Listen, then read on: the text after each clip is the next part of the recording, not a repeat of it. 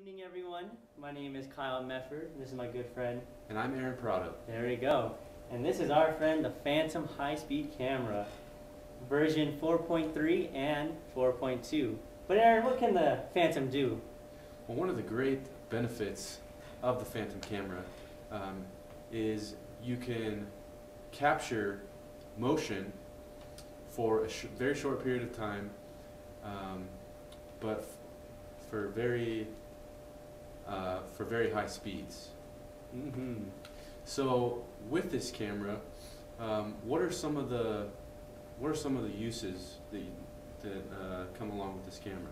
A very good question. Well, according to vision research, where the Phantom actually comes from, it can do anything from ballistics to parachutes to carpet tufting. I don't even know what that is. That's how fancy this is. All the way from the biomechanics of throwing a pitch. What kind of frames can this thing shoot at? That's another great question. There's different resolutions that it can capture.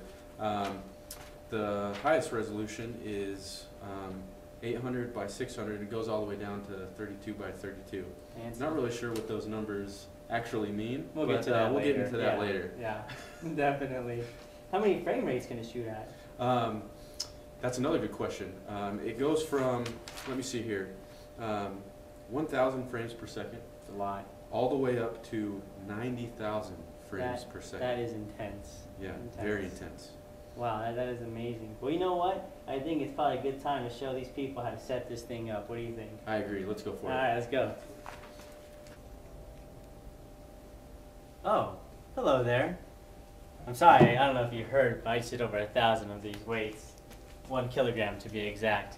So you're probably back to hear the setup of the Phantom. Well, first things first, let's get everything out of this pink cabinet here. The key to this cabinet is in a secret place that I will not tell you. So, first thing, within our own lab, make sure you grab this old Toshiba laptop. Second, grab the Phantom itself, which is up on the top shelf of this pink cabinet. There we go. Don't get it cut like me. And just set that down there. Remember, white box, and on the front it says Phantom. Alright? And last thing you'll need is a lens of your choosing. Okay. So aside from the actual laptop, the Phantom camera, and the lens, you're also going to need a tripod. Within our lab, the tripods are located in this tan cabinet with all of these manuals. So grab a good one and get it set up. Alright, so once you get all your materials out, go ahead and open up the Phantom box itself. You'll notice there's a lot of stuff in the way of the camera. So as you open it up, the first thing you'll notice is there's actually a box within a box. Boxception, I know. So, within this little box, you have a bunch of different wires. Now, there's only a few that you're going to need if you're just going to capture some basic data. So, I'll go ahead and open up this baby right here. And the most important thing within that pink bag is this right here. This actually connects to the laptop itself via Ethernet cable. I'll show you how to plug this in a second. So go ahead and get that out. Next, you're going to need some type of power source because, well, cameras don't run on love. So this right here will connect to the camera itself, this end, while you need a separate connection for this. And obviously you'll need some type of outlet as well. Alright, so those are the two most important things for just basic capture setup. If you so choose, you can actually go a little more detailed. And you get this where this plugs into the camera. I'll show you how to plug this in a little bit. And you get these 5 different color ends here.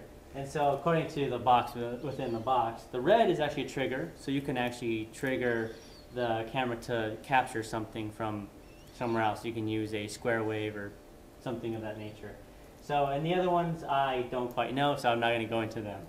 Alright, so now I'm going to show you guys the camera itself. So this here is the Phantom. It is beautiful, I know. The key thing is to be very careful because if you drop or harm this at all, I'm sure it'll cost you your life. So Alright, so I'm going to show you guys first how to attach the tripod thing. So, okay, I'll probably edit that out. So, okay, so make sure you attach the tripod base to the bottom of the camera. Now, if you notice, there's actually two different things here. I just kind of look at the back and make sure that's right side up. So go ahead and screw that on. Might take you a second or two. There we go. All right. Make sure it's tight but not too tight. Okay, now carefully go ahead and attach this to the tripod.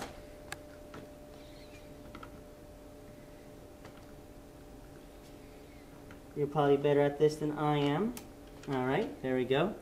Now I noticed that the Phantom also has its own little lens right here. It's kind of just a rubbery lens, so go ahead and take that off. So the next thing I'll do is I'll pull this out and I'll show you guys how to go ahead and attach these different cords here. So the first one I'm going to attach is just the power outlet here. So you'll notice this end has a pretty small head, and if you see the back of the Phantom, there are 4 different sizes here. Nope, I lied. It's this one right here. That one I'm definitely putting in. So okay, make sure everything kind of lines up. You should hear a little click. There you go. And as it slides in, slightly, don't force it, just give it a little twist to make sure that it's on. And then I'll go ahead and show you how to hook up the one that actually goes to the computer itself. As you can tell, it's a pretty big head, so it's going to be one of these two for sure. Oh, there we go. So it just kind of slides in. And once again, just give it a little twist. Make sure that it's on. Alright, after that you're good to go for the basic data collection. If you want to hook up your own trigger, pre-trigger, this one would probably go right here. Maybe you can see that. Let me get these out of the way. And like the others, it just kind of slides in. There we go. Okay. But because we're not going to use that, I'm actually just going to go ahead and take it off so it's not there. Probably just good practice. Alright. Alright. So now we got these two things hooked up. I'm going to go ahead and plug them into their proper places. So, first one I grabbed is the actual Ethernet cable. And here is the laptop that you saw me previously get out. So, go ahead and plug that into the Ethernet port. Right there. Hear a little click. Alright. A little click. And the next one I'm going to do is the actual power source to the camera itself. So we have already got out a bunch of different cords and lights, which we'll go over later. So I'll go ahead and plug this in here. And now the camera should be ready to go. So the last thing to do is actually hook up the lens. And there we go. You can, for posterity's sake, put things away a little bit so they're not completely in your way. Alright, so here we have the lens, the one that we chose anyways. Actually the one that our resident Canadian chose for us. Thank you, resident Canadian. Alright, so once again, careful with the lens, just like the camera. You can go ahead and just carefully twist this in. Don't forget, righty-tighty, lefty-loosey. So twist that on in there. Alright, just make sure it's just slightly snug. And after all that, last thing you can do is just get your computer ready, and we're going to go over the software. And other than that, the camera should be ready to go. Alright, so I'm going to go and kick it off to Aaron. Thanks, Kyle. Now it's my pleasure to show all of you guys how to set up the camera, or excuse me, set up the laptop, and to open up all the programs that you need to in order to utilize all the features on the Phantom high-speed camera. Okay, so here we are at the handy-dandy Toshiba laptop. What you want to do first is go down to the lower right-hand corner where it has the local area connection. Go ahead and click on that. You're going to have a window pop up, and go down to the bottom left where it says Properties. Then you're going to want to scroll down all the way to Internet Protocol. Double click that, and you're going to want to click the use the following IP address, and there's a certain address that you need in order to communicate with the camera. You can find that address in the materials that Dr. Dufek sent to us on Web Campus. And so once you have the correct IP address, just go ahead and click OK. Click OK again. And you can close out of that first window. Next, what you're going to want to do is go to the Phantom 640 icon. Go ahead and open that up.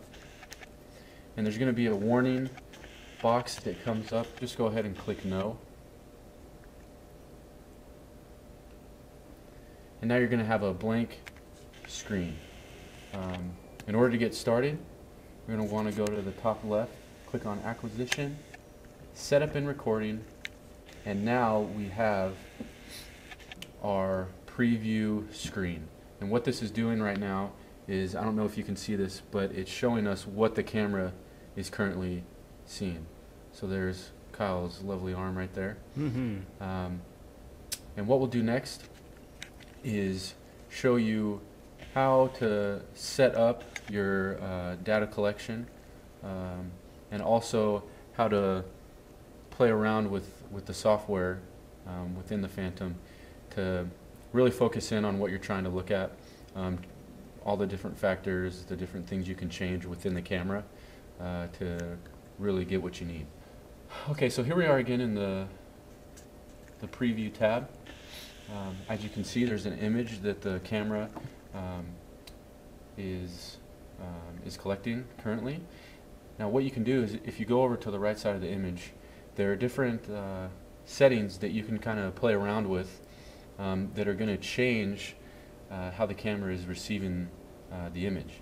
And so if we look at the first one here, resolution, this right now it's at the largest resolution. So as you can see, the field of view is quite large, and also the amount of image that the camera can receive is also very large. Now if we go to the lowest, you can see that the image almost disappeared, and how much the camera is actually recording is also pretty minimal. And so you can play around with this. You can kind of do it in different shapes, and again, this is just changing the field of view, how much you're going to be recording. So we'll go ahead and go back to the biggest one. Now the second thing you can do is there's a thing that's called speed. The first one has to do with sample rate, and we know that that's pictures per second. You can also play around with this, and so we'll go ahead and put it at the highest. Notice that when we put it at the highest, the image goes a little dark.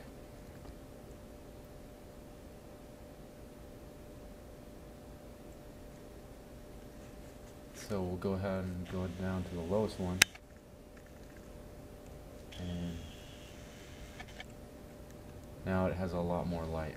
And so kind of the two things that you can play with here are the sample rate and the exposure time. So let's go ahead and put it back to the high sample rate. And notice there's kind of a give and take between the sample rate and the exposure time. The higher the sample rate, the lower the exposure time is, which is available for you to use. And with higher sampling rates and lower exposure times, notice that the image is a lot darker. One of the things that you might have to do in order to get a good image is to set up lights that are within the field of view of the camera to so that you can actually see what's going on, and you can get the right collection that you want. So let's go ahead and just lower the sample rate, and as we lower the sample rate, the exposure time that's available is a lot larger, and that's going to give us a little more light. So again, as I said, there's kind of a give and take between sample rate, exposure time, and how crisp of an image you're going to get, and how many, obviously, frames per second you're going to get as well. So in these two things really depend on what it is, what your research question is, what you're trying to find out from the collection that you get from this camera. So now we're going to go ahead and show you how to capture movement or whatever it is you're going to be looking at. So let's go ahead and do that now. So we have our right setting. We have what we want. I'm going to go ahead and change the resolution so that we have everything in our field of view. Another thing I forgot to mention is also the zoom feature, and you can change how much you want the camera to zoom. So you can zoom it in, zoom it out, and you can also make it pretty small. So let's go ahead and put it back to the default. And now if you're ready to capture your image, you go down to the lower right hand corner where it says capture. Click on the capture, and the trigger button is now available to click. Now if Kyle wants to go ahead and just move around his hand, once you click on the trigger button, the trigger is going to start the collection.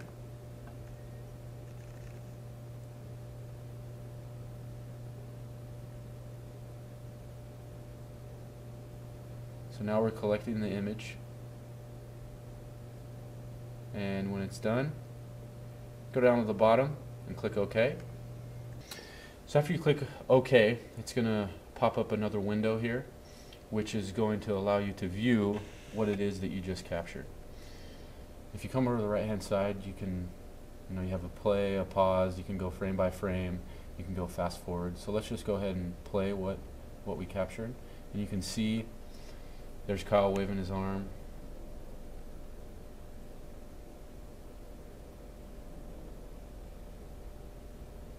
And there's lots of different things you can do here. You can zoom in, zoom out.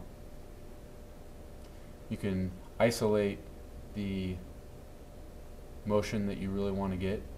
So if the first 3 seconds is you don't really even need it, then you can change. You can mark the beginning and also mark the end. And so those are a few of the things that you can do in this window. And so now we're going to actually show you some of the things that Kyle and I did. We kind of had a little fun with this, and so we'll show you just a few of the videos that we were able to take from it.